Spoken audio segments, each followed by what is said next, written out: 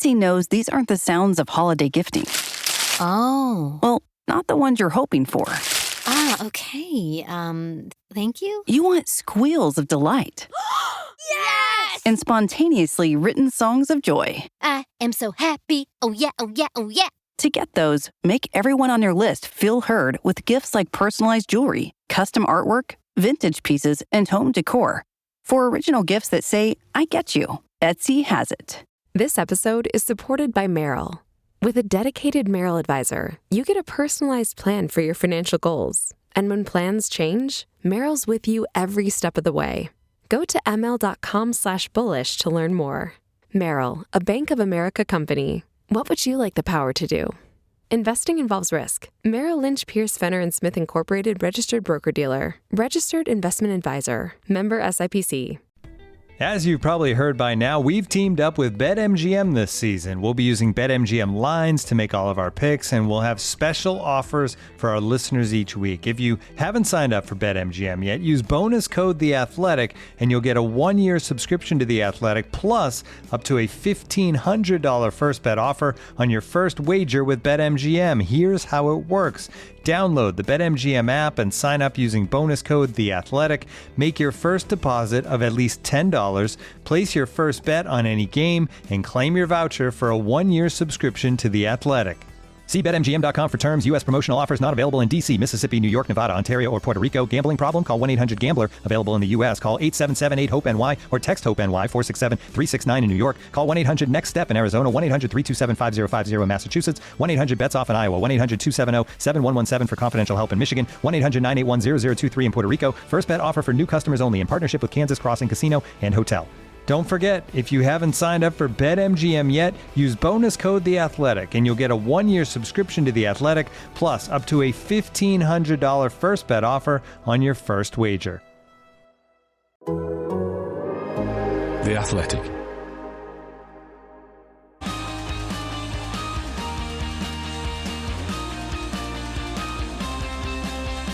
The race is on, and while the real-world on-track action has been spectacular of late, so too is the fictional world in the build-up to the release of the Brad Pitt-led movie F1 next year. I'm Edd Straw, and joining me to tell you all about the film, how it was shot, and what to expect from the end product are Scott Mitchell-Malm and Val Khorounzhiy. Well, Scott, how are you? Chance to be a film critic, albeit before the fact. A bit unusual for us. I'll probably leave the majority of the specific wider film scrutiny and whatnot to the two of you. I think that is more your area of speciality, but nice chance for my worlds to collide, having studied film studies at A level. Maybe I'm going to go really far into the back of my brain and pick out some obscure film knowledge or filmmaking knowledge that will assist with obviously what I've witnessed with my own eyes over the last 18 months or so as they film this in the paddock. Excellent. You've established your credentials well there. And Val, on loan as usual from the MotoGP podcast. We haven't had you on for a while, but this is definitely right up your street, the intersection of F1 and movies. No, for sure, 100%. It is the most excited I've been for a podcast topic for a very, very long time. Although I also do feel a huge weight of responsibility being sort of the movie expert, considering Scott has just established his university credentials in that regard. And you, Ed, have definitely seen 1,000 times more movies than I have. Well, I should say I also did a few film modules at university as part of my degree. So, yeah, I'm leaving. I think we've talked ourselves up spectacularly here. Well, I think as the start of the pulling back the curtain should begin with Ed's knowledge and affection for film is so great. He has one of the... I don't know how well you maintain it this year, Ed, but you have one of the most impressive film catalogues I've ever seen when you were charting the films that you'd seen and sort of what ratings you were giving them and stuff like that. That was proper dedication to the craft of being a film aficionado. Yeah, whenever I see anything in the cinema, I put it into a spreadsheet, which is just very useful because otherwise you forget a lot of films. So it's quite useful. You know, there's a website for that now? Yes, yeah, there is. Yeah, but I much prefer having it offline. I don't want people prying into my data and seeing what films I've seen in what order, because that would be troubling. That's not entirely true, because you shared it immediately with me at the first opportunity. Well, that's true. Yeah. Well, but I get to choose who to share it with. So it's incoming Race Members Club perk exactly. on Patreon.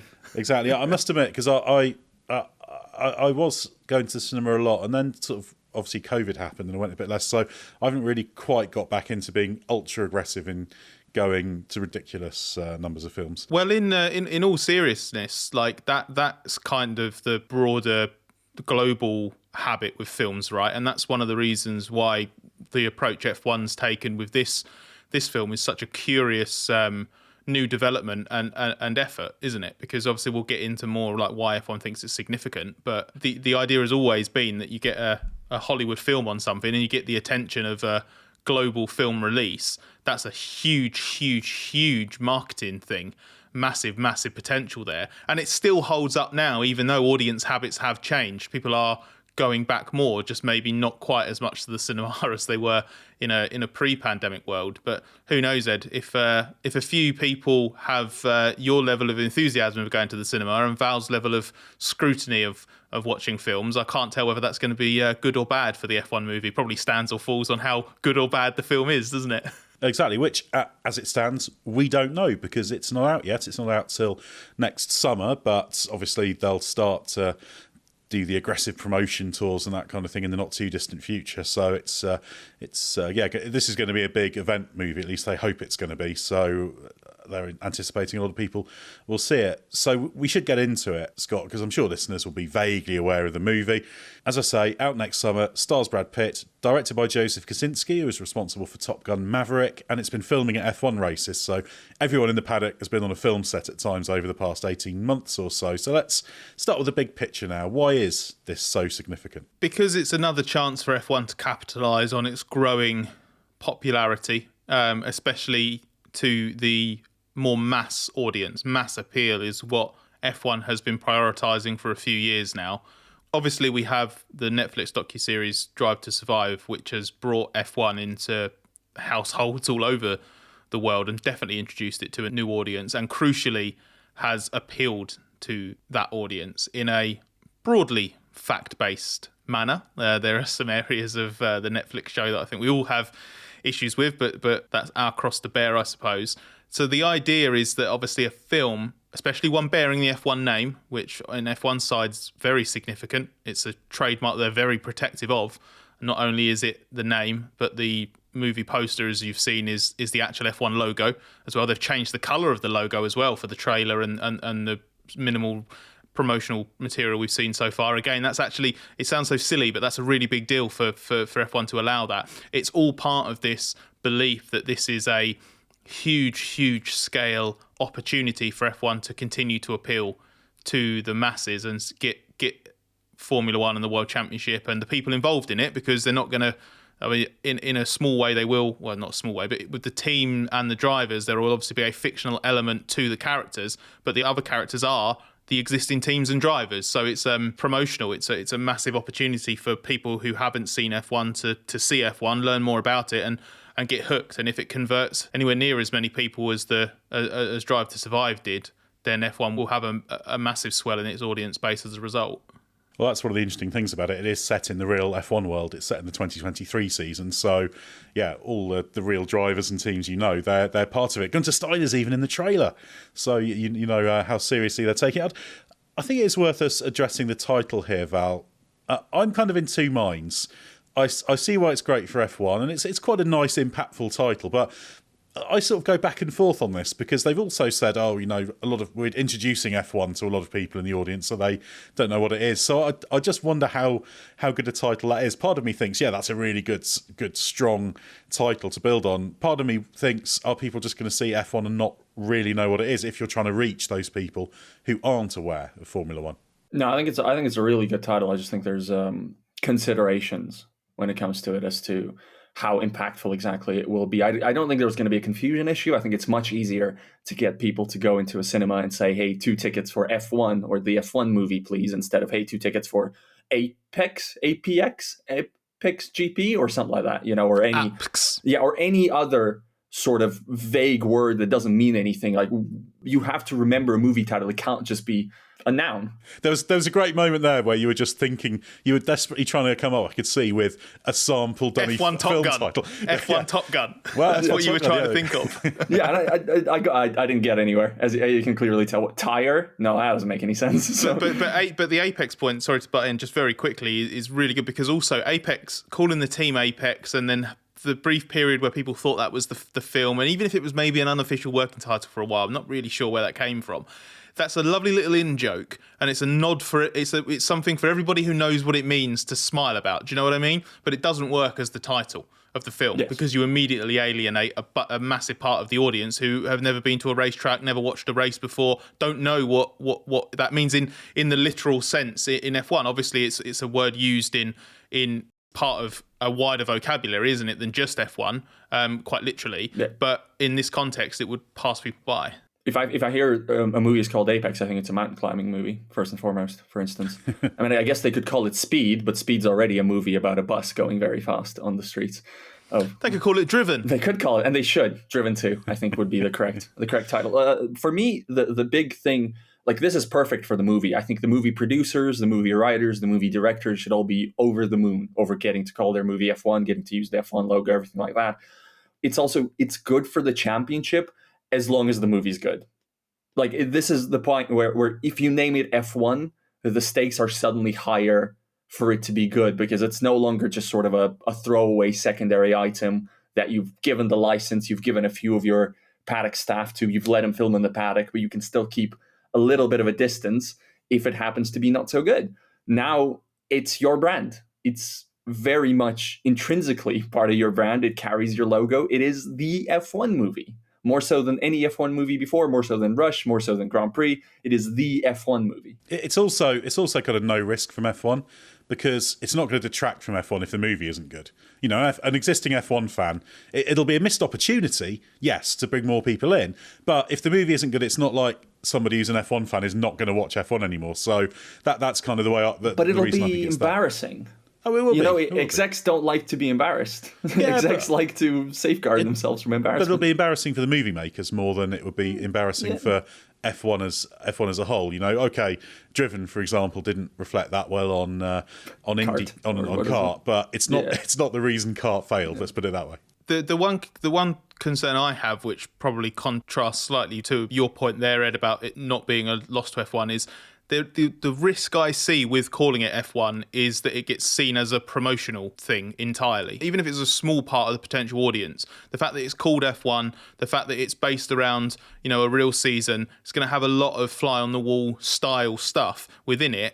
And it's got the logo as the promotional material. There is a chance that some people look at this and think it is just a self-made a bit of promotional material or a documentary or something like that, and actually don't understand what it really is. Yeah, that's a good point. It's got a bit of a feel of a big shiny IMAX doc, hasn't it, in terms of that look? But they're going to bombard the world with promotional material for it and really say this is a narrative movie. So, but I think you're right. It will be seen as that, and ultimately, it's not a promotional thing for F1. It is that tangentially, but it has to be a good movie as well. But certainly we'll get into exactly how it was done in a bit. But what's encouraging is if you look at the racing movies that have been most popular, they've taken a similar-ish kind of approach. I mean, the two notable comparisons are Le Mans and Grand Prix from 1966, because they were both filmed what I would call properly, as in you're getting involved in the actual racing and you're filming on real cars, etc., etc. And incidentally, our sister podcast in Colossally, That's History, recorded an episode on the filming of Grand Prix, has a lot in common with this movie. That episode was during the second series of Colossally, That's History, which is ongoing, released on October the 16th, so well worth downloading if you'd like to hear more about that movie, and subscribe to the podcast if you have any kind of interest in motorsport history. What an elegant bit of cross-promotion that was. But yeah, I think it's all the kind of fundamental approaches that have been taken to this, I think, are quite positive.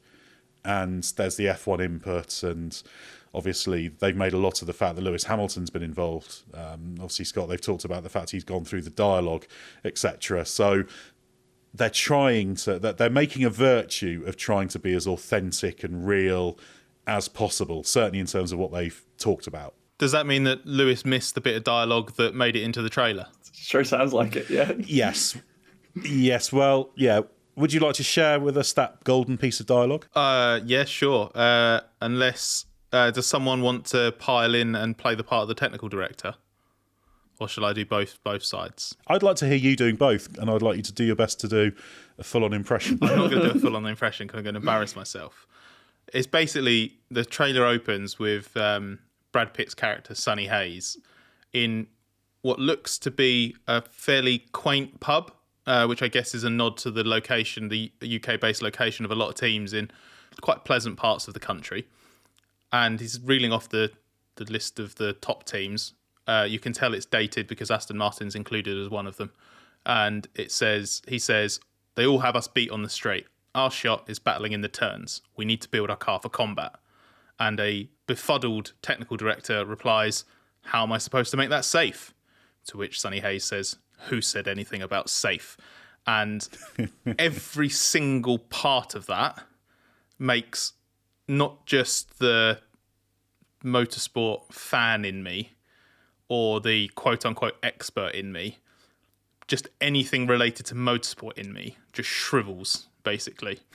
And it's not about gatekeeping. It's just that goes against so much of the F1 ethos. First of all, just this idea that the straight line speed is where all the top teams come from, and that no team has ever tried to just go faster in the corners, which is the equivalent of asking a team technical person in one of our interviews, have you tried putting more downforce on the car? Which would be a ludicrous thing to suggest. But then also, Ed, I think you raised this the very moment the trailer came out, they are selling one of the absolute non-negotiables of Formula One by dismissing safety as a priority, which I know isn't sexy and isn't what people that are watching it are going to care about. But I think you put it quite nicely. I'm surprised they let that slide. Yeah, I do know that a lot of technical people in F1 take this very, very seriously, the safety thing. It's basically, right, yeah, safety, reliability, performance are kind of your ranking of things. You can swap reliability and performance if you want to change the risk, but yeah, safety is the non-negotiable. But I also get why they've done it. You know, motorsport, safety, that there's a certain narrative appeal to that. And well, the Netflix series is called Drive to Survive, isn't it? There's a reason for that. It's the danger appeals. I mean, I can accept that bit of dialogue, provided it's localised, let's say, because I'm not expecting them to have a 5-minute scene with them talking about the subtleties of aerodynamic centre of pressure control and where's the crash test footage, all these kind of things. Exactly. But yeah, the only thing is that's the rest of the trailer is wall to wall, we will rock you, isn't it, in terms of the sound. So that's the only dialogue we've got. Literally. So, yeah, I don't know about you, Val, but I'm sort of willing to make allowances for that sort of thing. There's got to be a bit of artistic license. There's got to be shorthand. So I'm not expecting a 20-minute scene of a flipping engineering debrief in this film. So we don't really know how isolated that is, or if that's symptomatic of the dialogue of the whole film. I think we'll get into it more when we get into some of the personnel involved in the movie. But for me, I'm less willing to let it slide than you are. And for me, it is... the movie will not live or die on racing authenticity. I want to make that clear. I don't think it has to be 100% faithful representation of Formula One. That ultimately does not matter so much for its artistic merit. In fact, I would go as far... when you mentioned the two movies that you thought of, Grand Prix and Le Mans, the paddock filmed movies, but for me, the movies this will be compared to, in my head, more than anything, is, Rush and Ford versus Ferrari, or Le Mans 60, whatever the alternate title to it. Those are two very strong movies, so if it's in the same category, very good. But I think Rush was the more authentic racing movie.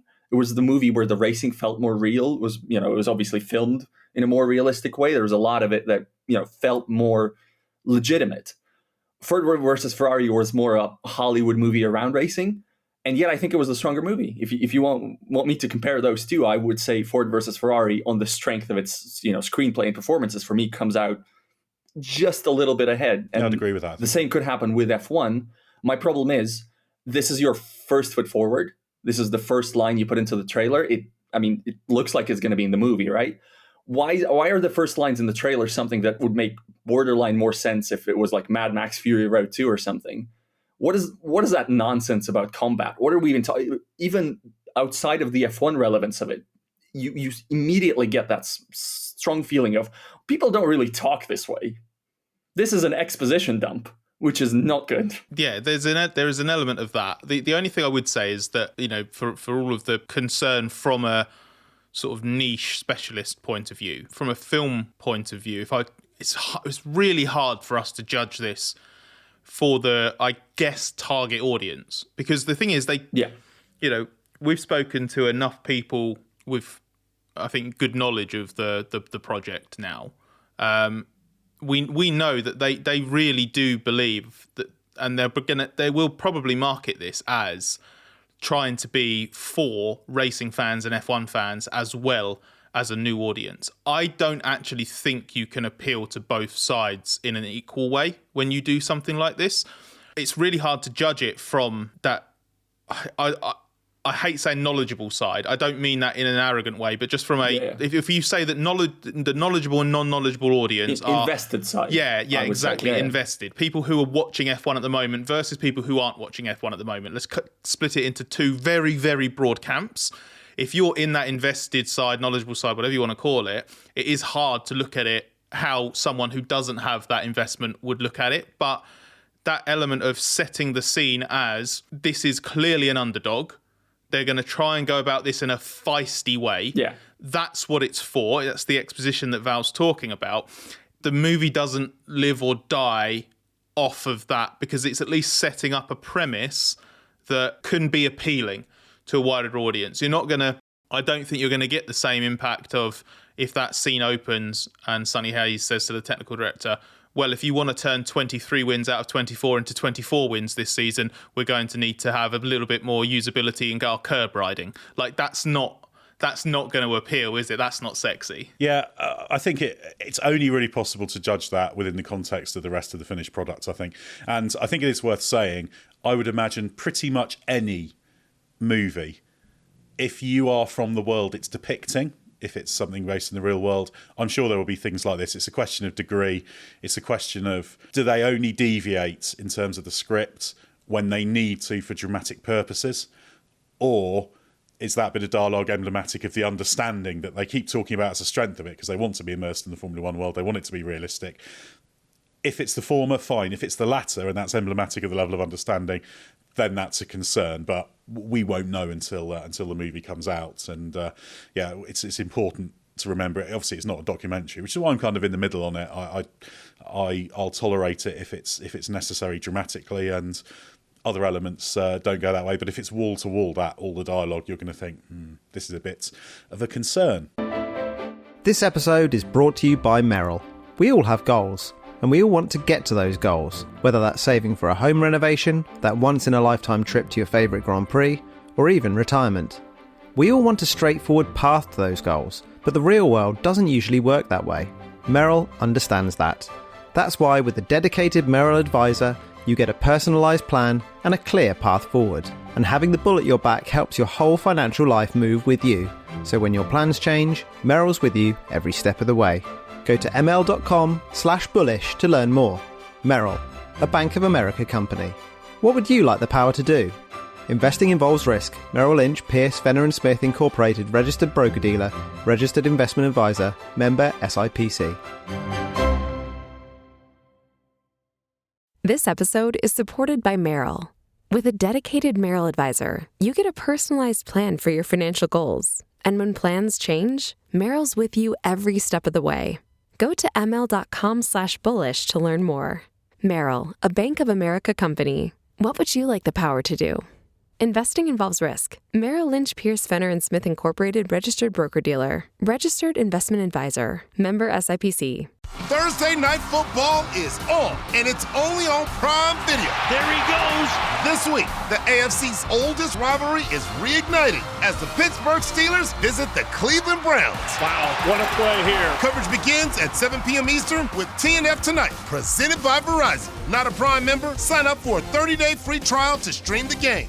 It's the Steelers and Browns, Thursday at 7, only on Prime Video. Restrictions apply. See Amazon.com/Amazon Prime for details. Right, Scott, let's get into a bit of detail of how this was actually made, because we've both seen plenty of evidence of the movie being shot. We've effectively been on the film set in the paddock at the various races they've been at. So can you explain what filming in F1, in the paddock, on the track, meant in practice? Yeah, I actually thought a good place to start with this would be to explain the difference between Silverstone 2023 and Silverstone 2024, which were the two biggest on-site presences in terms of what they were trying to pull off in the paddock, on the track, and around live things happening. For example, you will have seen in the trailer the shot of the two Apex drivers on the grid as part of the lineup for the national anthem.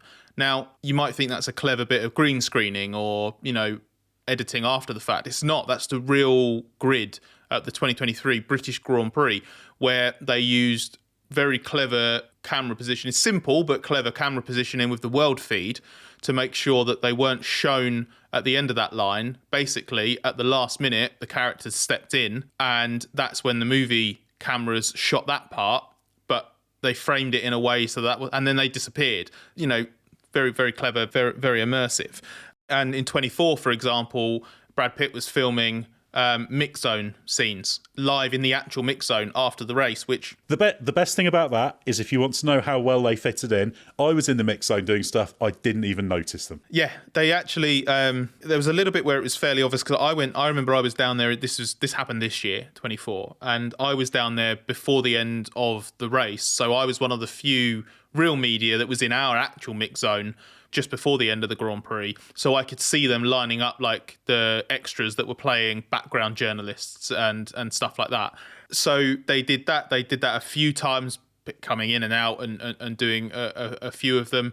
And the big difference, I would say, from 23 to 24 is really in the kind of atmosphere around the reality of what they were trying to pull off, which was film as a live movie set within a Grand Prix weekend. They were so cagey and careful in 23. You'll remember this, Ed.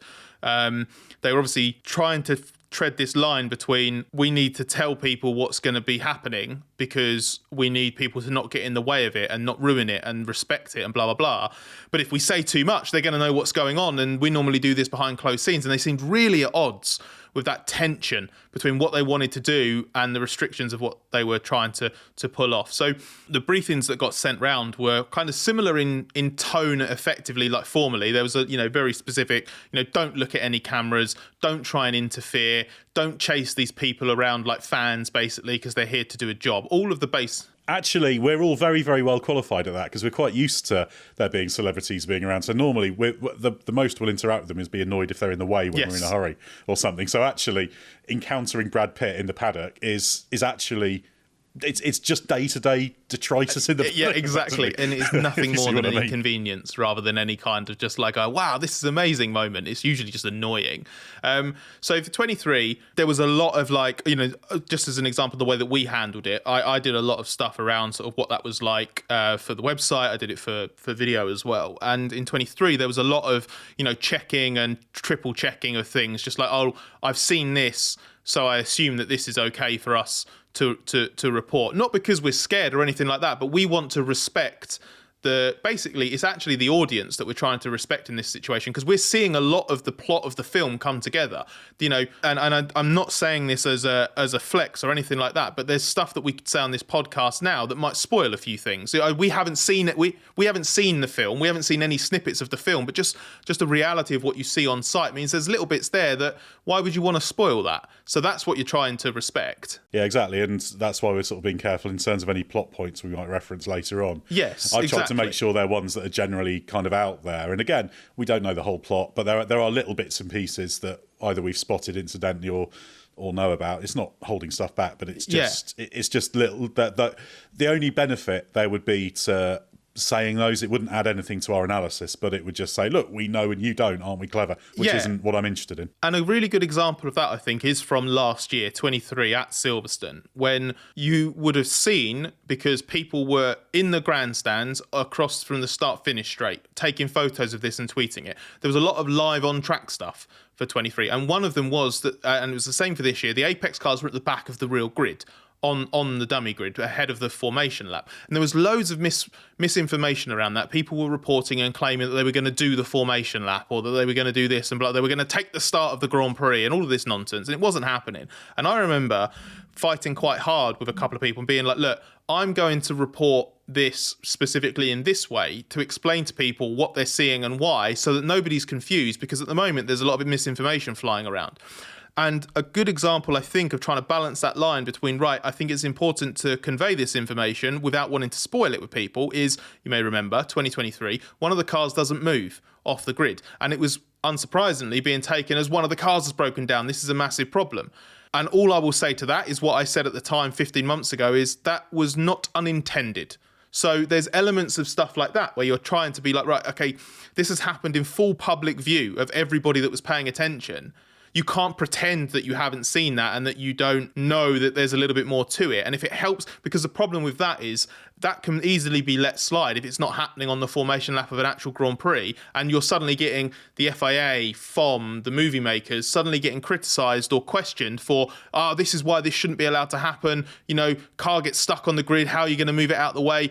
They wouldn't have done that if there wasn't an intention to do it and then there was a plan to get it off the grid. That's all you can say. Fast forward 12 months to 24, everything we've just talked about there, a little bit more relaxed. The filmmakers had been in several paddocks by that point, done a lot of filming, into the final throes, really, of the action sequence filming on track. I think they've had 3 months of filming since then, and there's a few little things to tie up. But everything was much more relaxed. Everyone kind of knew the rules, the situation, the expectation, and it just felt a little bit less kind of clamped down on things. And a big part of that felt like it was because the actual filmmakers themselves recognised they had a year of experience. We can't control this the way we normally would and the way we want to. And the best advocation I can give for that attitude and process is it was borderline like uninterruptive this year at Silverstone and at a few of the paddocks as well. You almost don't notice it's happening unless you actually physically see it before your eyes. It did interrupt Daniel Ricciardo's Thursday media session this year, which I was at, because we did that behind the AlphaTauri trucks, and he suddenly noticed the Apex motorhome, which was a proper which got upgraded from last year to this year. Yeah. Last year it was this kind of like slightly temporary, generic kind of structure, and I'm pretty sure now it's the old Williams motorhome. Yeah, it's very big and impactful, and Ricciardo was certainly impressed. But I think what you described there, Scott, is a big positive for the movie. I mean, Val, you might want to weigh in on this, because if there's one thing that you want to do in movie making, I think you always get a better outcome if you're filming real stuff and limiting how much CGI and trickery you use. That's just because with CGI, it's amazing what they can do, but there's always that sort of risk of the sort of uncanny valley thing in terms of it not quite being right. But they've done so much, basically practical effects, you can say, because you want to film like you're in an F1 race. Well, stick a couple of cars on the grid, have your driver standing next to the lineup in the national anthem, etc. Yeah, it's almost a movie buff stereotype, isn't it? That movie buffs really hate CGI and they really love practical effects, and they respect a lot more movies that use practical effects and practical. Well, if nothing else, the lighting is normally better. So just that's the thing that always. I mean, it's amazing what they can do with CGI. But my sort of philosophical position that would not be budget driven, but it would be, if there's something that exists that's real, then don't use CGI, use the real thing. Yeah, it's just, still you'd say the technology isn't there. Sometimes you just watch a movie and you catch yourself thinking, oh, this was 90% filmed on a green screen. And that takes you out because you know it in the moment. I'm not going to name any specific movies, although I might. Ant-Man 3, for instance. I mean, that's like you're watching a green screen movie where nothing interacts properly, and then you go watch something with real practical effects, and you feel it, and you get lost in the world of the movie. One of the other benefits to that as well is you do get an actual sense of consequence when things are happening in the real world. You get a sense of perspective and consequence. I know that Val has just used one superhero film as an example, but as someone who continues to longingly wait for a good Superman film, of which there's a couple have come close, one of the reasons I think it's so impossible to make a good Superman film is that there is a character there for whom in 99.99% of circumstances nothing bad can actually happen to them, and that makes it hard to buy into. An F1 movie that is filmed entirely in CGI, that you don't get any sense of that emotional reality or technique, any of the things that F1 really will want to impart on the people watching. Because the crucial thing is here, it's not just enough to sell F1 to the masses. You need to actually sell what F1 is in a fairly realistic sense, because otherwise all those people that you then get to tune in are then going to suddenly get very, very disappointed if you're painting it in a different light or something else, which I think is a testament to kind of how they actually shot this film and the effort that they went to make sure that the actors themselves were behind the wheel. The cameras that they used were different perspectives, but also quite fascinating ones. And I'm sure that there's a bit more detail. We can get into that now, Ed, but that for me is one of the big takeaways from the behind the scenes stuff that we know. and also the strongest parts of the trailer. A note before, because you mentioned it earlier. You mentioned the criticism and the mockery that followed with a lot of the stuff that people notice going on around the filming, and the actors in Parc Fermé, the cars on the dummy grid, etc., whatever. And it hasn't been surprising, but I have found it really disappointing and really hard to relate to. And I don't even know if the movie is going to be good, but there's been this sort of pervasive sense from some corners of the F1 watching public, not all of them, obviously, not everyone. Most people don't care, and rightly so, that F1 is above this. F1 is above letting a Hollywood movie come in and film some scenes there. F1 is above placing two cars on the grid. Like, what if one of them did actually break down, not deliberately? What if that was not part of the scene? I mean, this year we've had a mannequin fall on the grid in IndyCar, didn't we? Like, absolutely just fell on the track and one of the cars hit it. And there was not the outcry of, well, this is the dumbest thing I've ever seen. But for some reason, if there's any disruption coming as a result of a product that is important to Formula One, but also just could be a good thing to watch, to tune in. The movie might be good. Isn't that worth it? Isn't that worth disrupting the magic of a Thursday media session?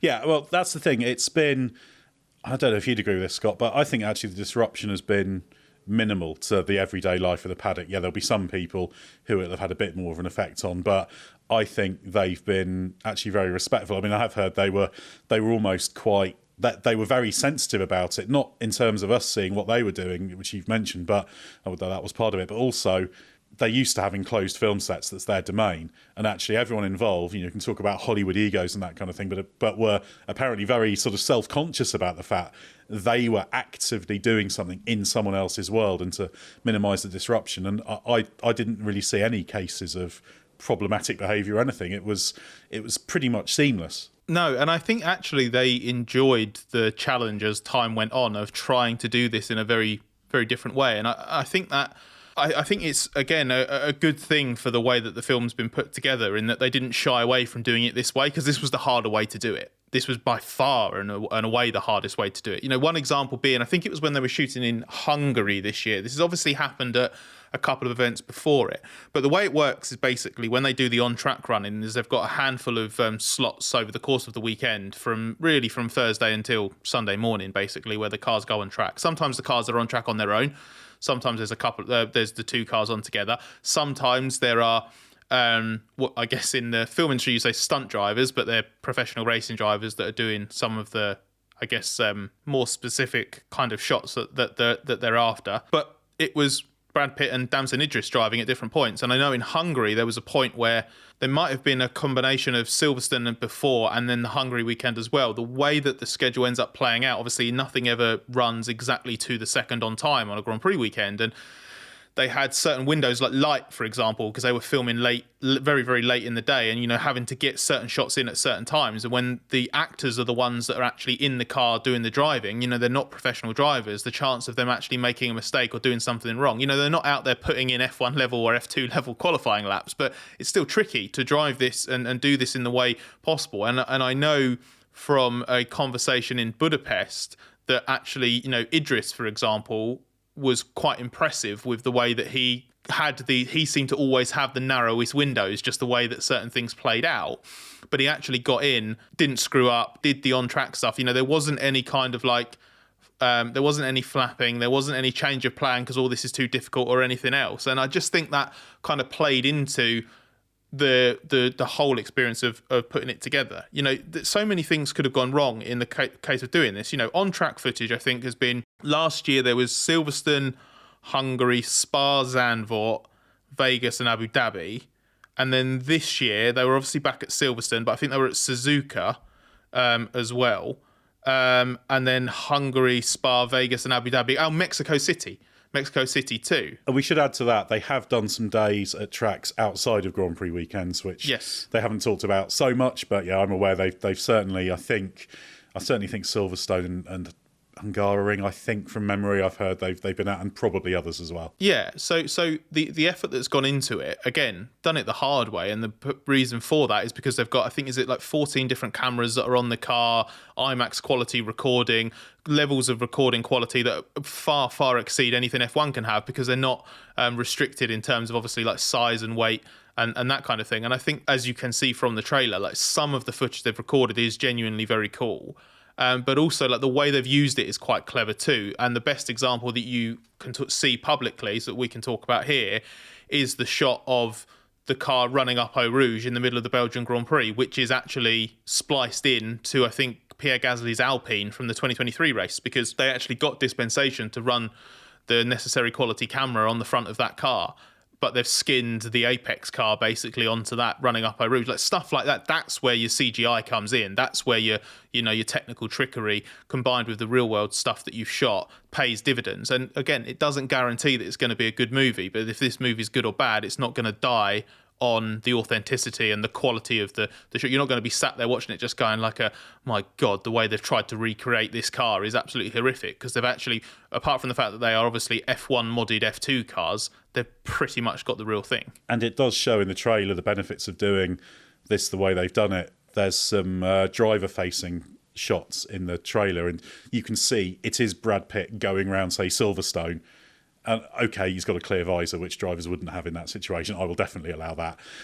But I just think that exemplifies the benefit they get from going through all this, because, Pitt and Idris were doing driver training for, I think they said, several months before the race, before the filming, rather. So they really have made the most of that opportunity by being able to shoot them in the car. Also, a car being driven badly and being driven really slowly is noticeable. However much you dress it up, however much you try and make it look good with great effects or anything like that, I would go so far as to say the casual viewer is not going to be able to tell, but you will alienate a reasonable percentage, because it will be very obvious. Basically, don't underestimate that. Exactly, that's one of my pet hates in all sorts of film, any car chase film.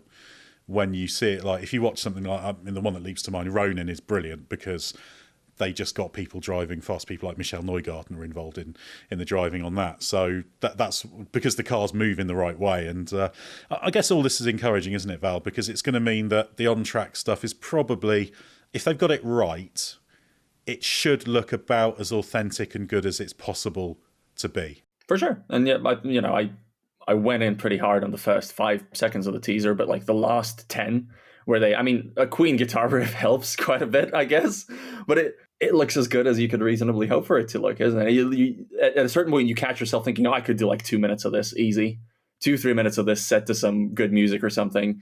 Just the tension and the excitement and the focus of an onboard. You can make a really good movie out of that, like 40%, I think. If I'm being the parallels to some of the footage or shots used in Top Gun are really, really strong in that trailer. Especially that final lingering shot in the trailer, which holds. I think they'd actually. It's a brilliant choice at the end of that trailer to hold that shot slightly zooming in for just a few seconds longer, because there's something, because your brain is telling you that's going to, like, sort of the rule of 3 seconds, right? It's that shot's going to cut to something else after 3 seconds or so, but it doesn't. It just keeps moving in closer and closer, and you do genuinely get a sense of tension and speed from doing that. I think that kind of stuff, that kind of choice fills me with a lot of hope for how they're going to use certain camera angles. And the beauty of that as well is it's not just going to be something really amazing and immersive for people who aren't familiar with F1.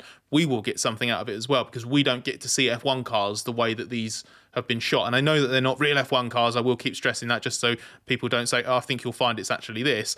But it's still something interesting. It's still something different. And it's not going to look fake or artificial, because again, it's as real as it can be, as Ed kind of put it. Yeah, and we'll get into that in the next part in terms of what we'll get from the final product, but hopefully that's given you an idea of how it was shot. Have we missed anything in terms of the way they've done it? It's pretty thorough, everything they've done, and obviously there's going to be some dramatic scenes that are filmed not in the paddock, on sets or whatever. I imagine there may be some other location work in there, but the amount, I dread to think how many hours of footage they've got with the amount of cameras they've got running. Is this where we should probably just do a little disclaimer for the people that have still been caught out by it, that Apex social account's not real? Good point. Good point. Because that's been catching a few people out. Like it is funny, but sort of joking aside, like people genuinely think that the narrative of this film is that they're going to be trying to like crowbar this team and their drivers into big results from this season, and that they're trying to fix. They're not. That's not part of the story. Ed said it earlier. It's set in the 2023 season. What you're seeing now appears to be a very, very dedicated fan account, basically just having some fun with it. Which all power to it. Like I don't mind that, but I think it never has a disclaimer around it, and I don't think it has had that since the beginning. And I still see it now, catching some people out and thinking, like Interlagos last weekend, for example, I think there was one that got reacted to, which was along the lines of, well, they've done one tweet congratulating Verstappen and the Alpines on their podium, but then they've done another tweet where they say that they were on the podium. So, how can it be both? And it's like, well, it's not. It's not real. They're not actually. This has nothing to do with the way that they're shooting the film. I think that is quite important. The other thing is as well plot related, which is obviously implied in the trailer and stuff like that, but it's not giving away too much here. The whole point of this, the premise of this, is that Pitt's character Hayes is coming out of retirement to aid a small, struggling back of the grid team. The dynamism, the plot, and everything is within the team itself, which we can go into more in a minute, because I think that is where the actual quality of the film lives or dies. This episode is supported by Merrill. With a dedicated Merrill advisor, you get a personalized plan for your financial goals. And when plans change, Merrill's with you every step of the way. Go to ml.com/bullish to learn more. Merrill, a Bank of America company. What would you like the power to do? Investing involves risk. Merrill Lynch, Pierce, Fenner & Smith Incorporated, registered broker-dealer. Registered investment advisor. Member SIPC. Your time and expertise are valuable. And with professionals spending nearly half the work week on written communication, focus is one of the most important things to have at work. With Grammarly as your AI writing partner, you can stay focused and get through your work faster with relevant, real-time suggestions wherever you write. As a journalist and podcast host, I'm constantly writing and rewriting copy and drawing up scripts. It's part of the job, and Grammarly helps make it faster. It's got some really cool features like tone suggestions to help you strike the right balance between direct and friendly in work emails. Plus, Grammarly has a ton of other great features like advanced spelling, grammar, punctuation, and conciseness suggestions to ensure your writing is professional, mistake-free, and clear. And best of all, Grammarly works across 500,000 apps and websites, allowing you to work smarter, not longer. For 15 years, Grammarly has helped professionals do more with their writing. So what are you waiting for? Get more done with Grammarly. Download Grammarly for free at grammarly.com/podcast. That's grammarly.com/podcast. This episode is supported by Merrill. With a dedicated Merrill advisor, you get a personalized plan for your financial goals. And when plans change, Merrill's with you every step of the way. Go to ml.com/bullish to learn more. Merrill, a Bank of America company. What would you like the power to do? Investing involves risk. Merrill Lynch, Pierce, Fenner & Smith Incorporated, registered broker-dealer. Registered investment advisor. Member SIPC. Right, before we go on, it's time for the mandatory mention of the Race Members Club, which is the place to go for ad-free versions of these episodes, plus loads of bonus podcasts. Earlier in the week, we released one of our F1 Book Club episodes in which I spoke to author Matt Wyman about his new book, chronicling the season and a half he spent embedded within the Mercedes F1 team. It's a cracking book and hopefully a good listen. So head to patreon.com/The Race if you want to check that out. And remember, members also receive a 15% discount at The Race Shop, which now has 2025 calendars in stock featuring incredible photography and all of the 2025 race dates, so you'll never accidentally double book yourself when there's a Grand Prix on. Let's talk about the end product now, Val. Knowing who's involved in the movie, having seen the trailer, talked about how it's been shot, what are you expecting from the final movie? Now, well, let's get into it, starting with the name that's been put forward the most. That is, of course, director Joseph Kosinski, who does not have that huge of a filmography compared to some of the other heavyweight directors around, which also has meant that I've been able to see every single full-length feature-length movie he's done. partly in preparation for that, partly because I'm just that kind of person. Before that, Kosinski did a lot before he was a director. One of the first things he did that he caught on for was he was a trailer director. So you can clearly tell this is a very visual oriented guy. And the two trailers he made that were quite famous was, back in the day, right now you get CGI trailers for video games. For all the major video game releases, you get like mini movies accompanying them, right? That wasn't really the case 15 years ago. And Kosinski kind of helped start that trend with major trailers for Gears of War and Halo 3 on the Microsoft side. So that was parlayed into his directorial debut. That was Tron Legacy. It's not a good movie, but is a worthwhile movie. Since then, he's done Oblivion, the Tom Cruise vehicle, Only the Brave, Netflix movie Spiderhead, and Top Gun Maverick, the aforementioned, also a Tom Cruise vehicle. It's a mixed sheet, I guess. I mean, none of those movies are worthless. All of them have a lot of things in common. You can sort of tell there's a bit of a through line going on, certainly in both the visuals, in the fact that they maybe often start a little bit stronger than the end, and the fact that everything's, even if there's a lot of color sometimes, it's still like very sterile color. But at the same time, there's a lot of ambience, a lot of atmosphere. So he very clearly is a very visual director, and he's worked on every movie with cinematographer Claudio Miranda, who's done a lot of stuff with David Fincher and won an Oscar for Life of Pi, which I've never seen. But yeah, so Claudio Miranda is also attached to the F1 movie, so I would expect the F1 movie to look a lot like all the other Kosinski movies, the quite good ones and the not so good ones. Visually, Kosinski is pretty distinctive, isn't he? I mean, it's obviously it's a Jerry Bruckheimer production, so he's often associated with a certain type of film. So we know it's going to be big and spectacular visually. But there is from what I've seen of Kosinski's films, there is a bit of a visual flair there, a real visual flair. It's not just loud, shouty, noisy, bangy stuff, isn't it? Yeah, for sure. It's visual, but it's not you're not going to get a Michael Bay movie necessarily. I was just about to say, if it's a Michael Bay film, then we're just getting Grosjean's Bahrain shunt in 2020 every single weekend, aren't we? Yeah, for sure. And it is not going to be that. There is restraint in the filmmaking, in the way it is filmed. And again, it is just visually stimulating I mean, Top Gun Maverick, I think, is a great movie, but it's not a great movie on the strength of any of the dialogue, is it? The dialogue's,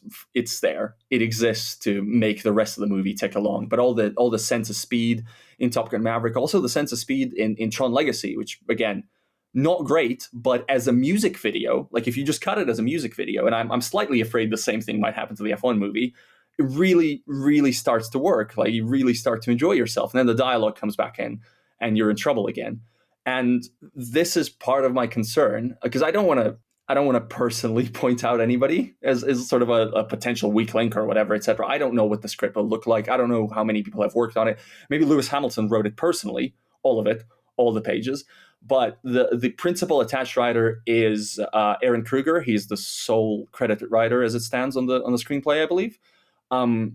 His cinematography is very sort of typical Hollywood, but what you will know him best for, aside from Top Gun Maverick, is a lot of the Transformers movies. So we're going back to Michael Bay.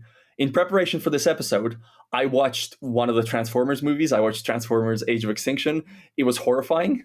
It was not good at all. And the dialogue... It's not real, Val. It's not real. That quote's not going on any promotional material for it.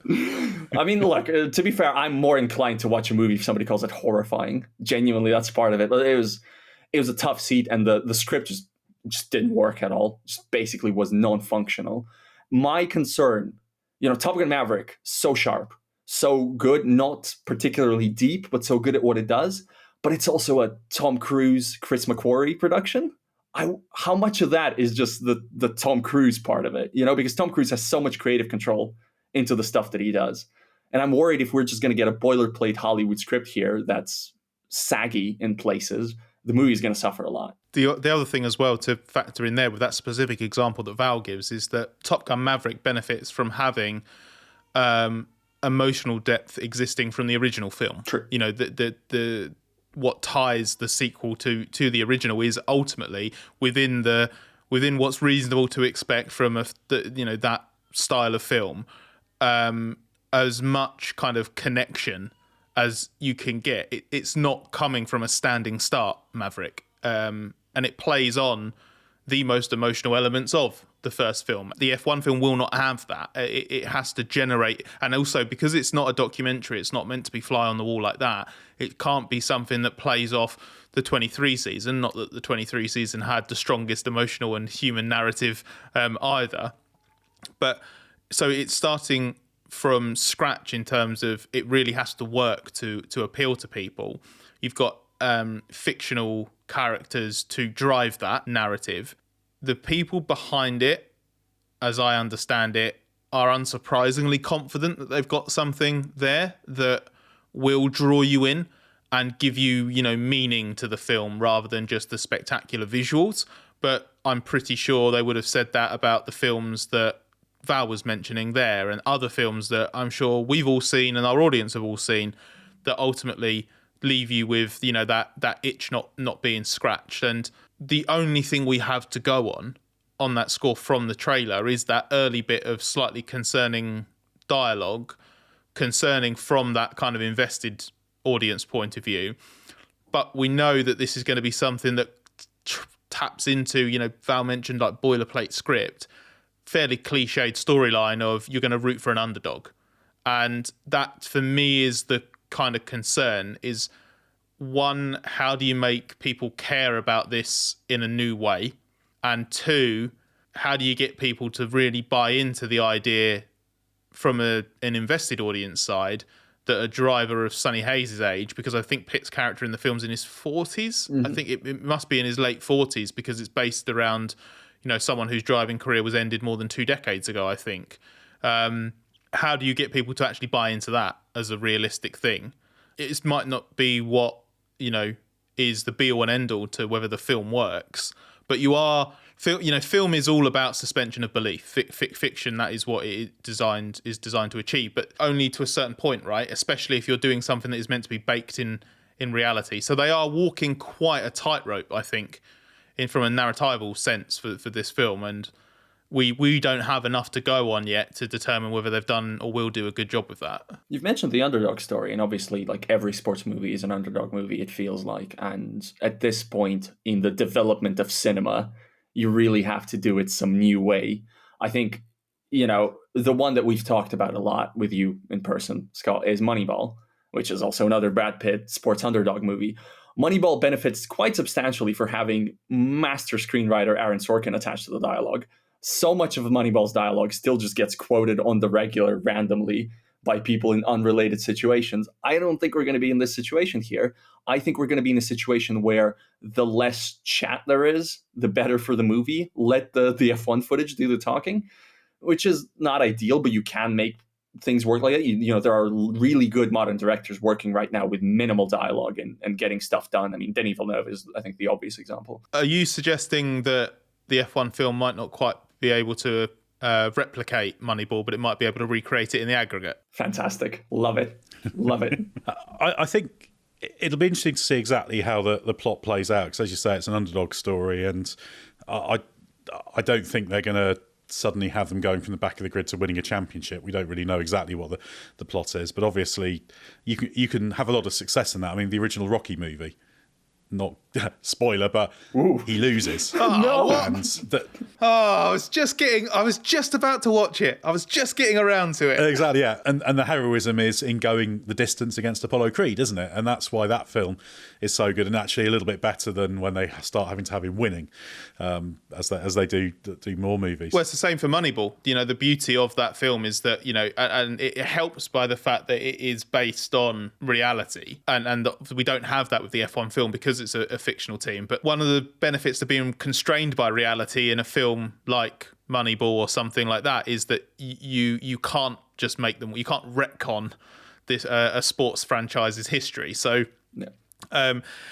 it will be a little bit tricky to see how they play it out. Obviously, by containing everything or as much as possible within that one team, you do get a chance to shape that narrative as much as possible, where the friction's going to be. There's not really to be really clear, none of the teams are the villain in this piece. So they've given themselves as much freedom as they can within the confines of trying to follow an F1 season, basically. Like, the F1 season is not the narrative device here. How they do that is is going to be tricky. I think it just, the point I would stress is coming back to sort of something I mentioned before in the previous section, is the visuals won't be what let this down. But if you just go through, I'm not going to read out absolute shot for shot, but the trailer leans very, very, very heavily on, this looks good, loads of stuff's going to happen, come watch it. You know, you come from that initial bit of dialogue and you get trackside shot, paddock shot, track shot, pit wall shot, track shot, clashes, spins, clashes, track shot, clashes, spins.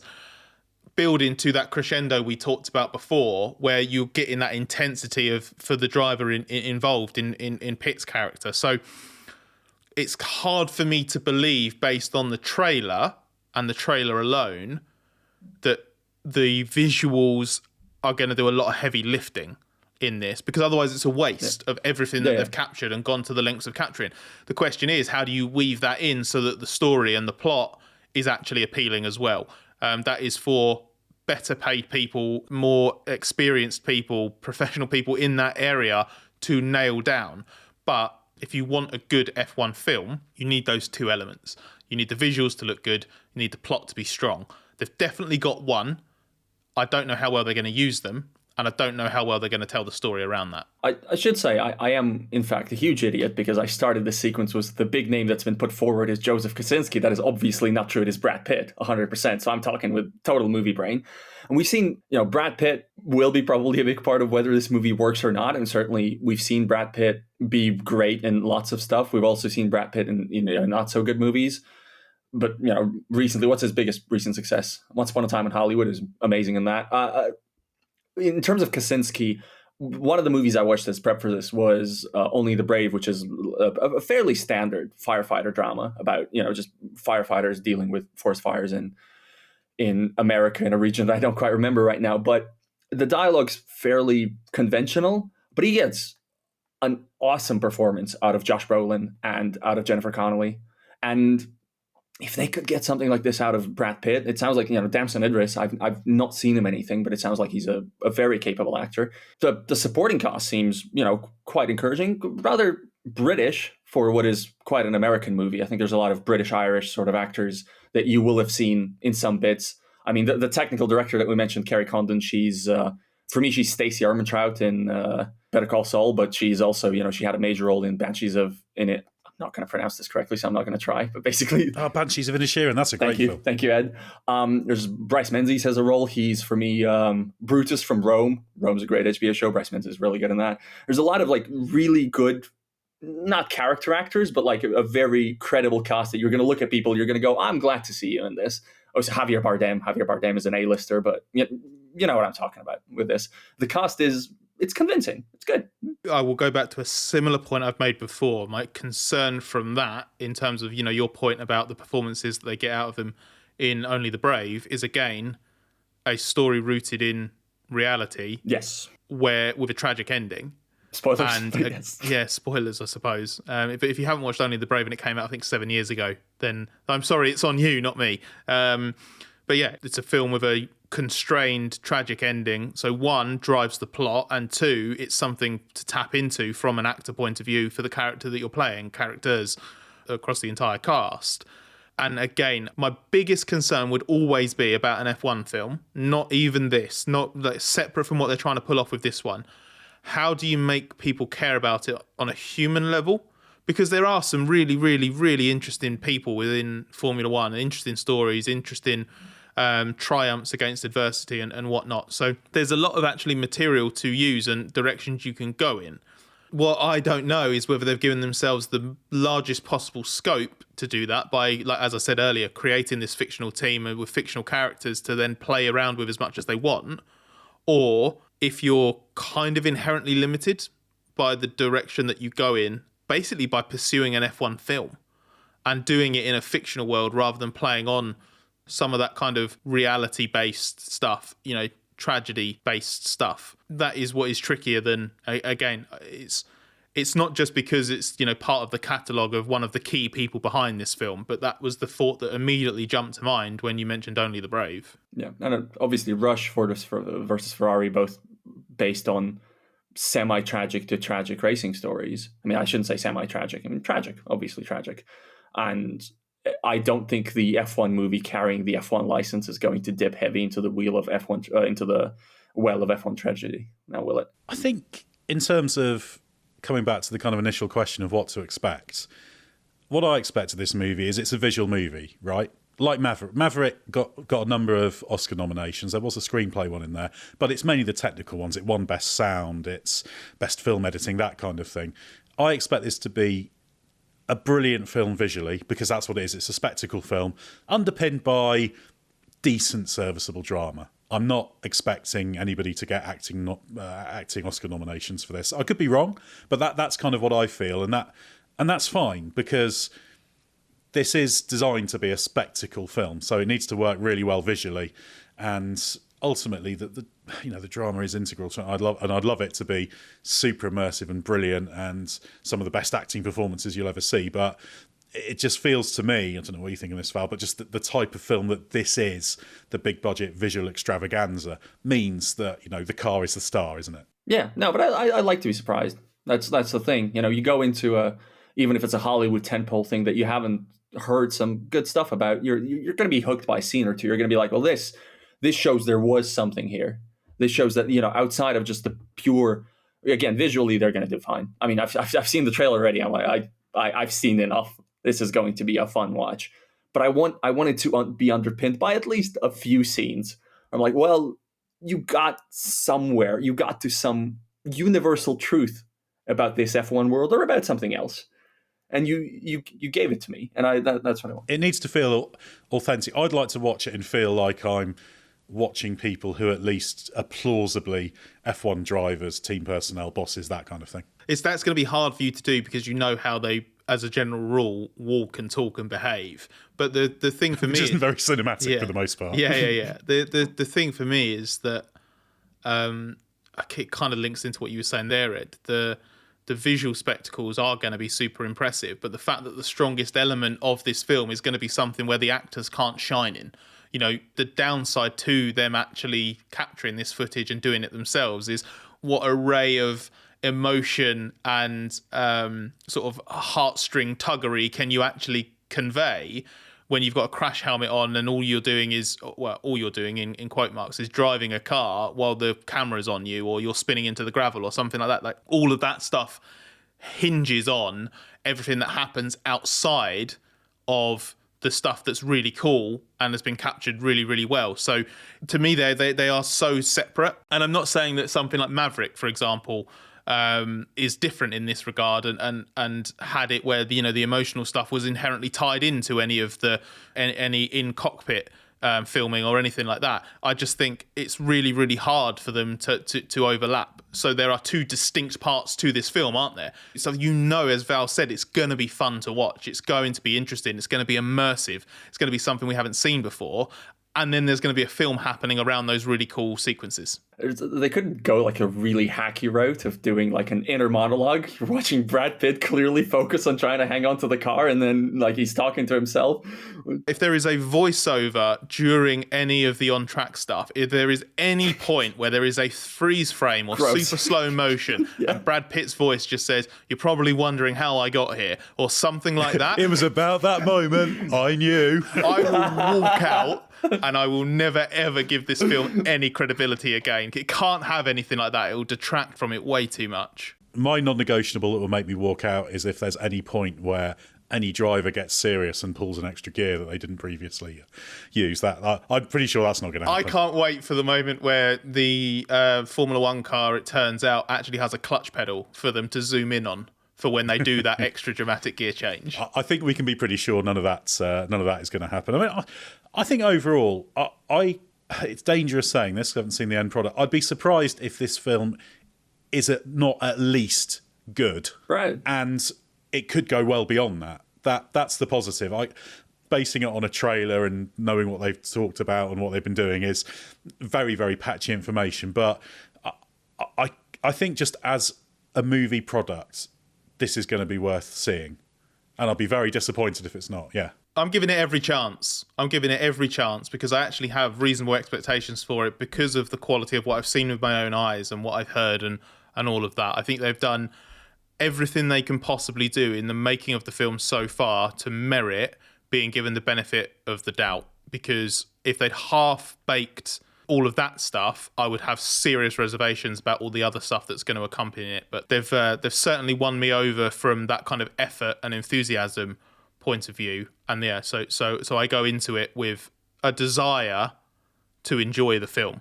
I'm glass half full about it, but I would say I'm no more than that, just because I think there are some inherent risks with a film like this. I'm very friendly to the concept and excited to see what's going to come out, but I think it either has to be good to great to Citizen Kane, Casablanca, whatever, or truly awful to be worthwhile. It's got to be one of the two things. And I say that as a person who went to see Rise of Skywalker twice or whatever. If it's not good, make it so bad that I cannot look away.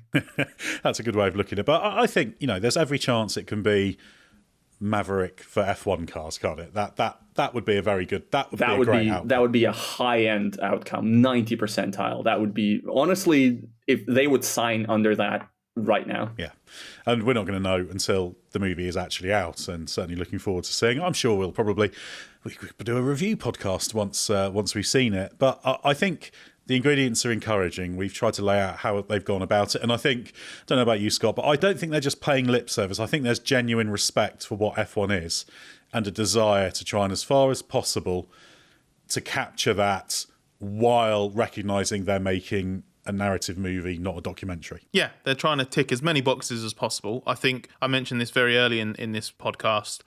I have a concern when you're trying to appeal to all aspects of the audience. I just don't...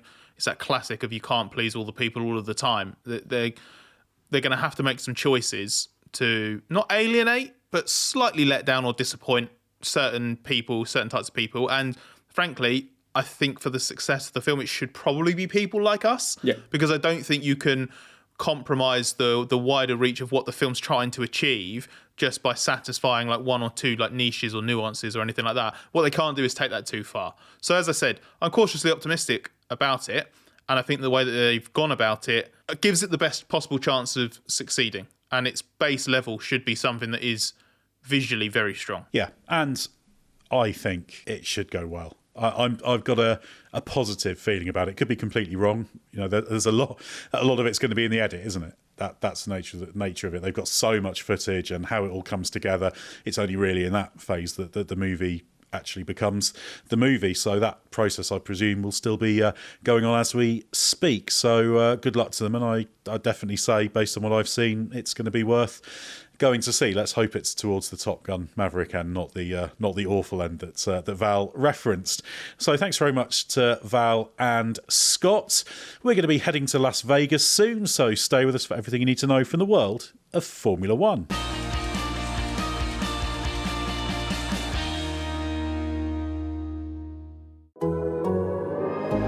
The Athletic.